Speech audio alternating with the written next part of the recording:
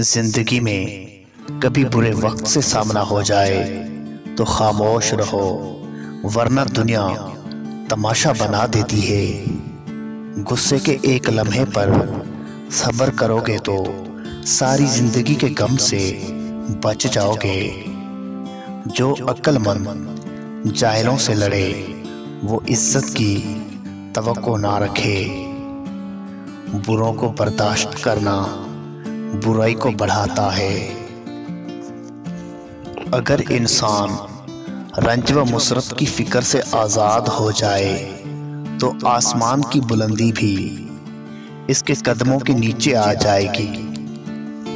सब्र जिंदगी के मकसद के दरवाजे खोलता है, क्योंकि सिवाय सब्र के इस दरवाजे की कोई चाबी नहीं।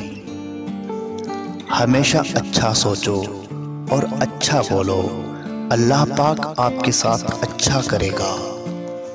अपनी जुबान को किसी के ऐबों से आलूदा ना करो, क्योंकि ऐब तुम्हारे भी हैं और जुबानें दूसरों की भी। 3 चीज़ें हमेशा याद रखो: मौत, एहसान और नसीहत।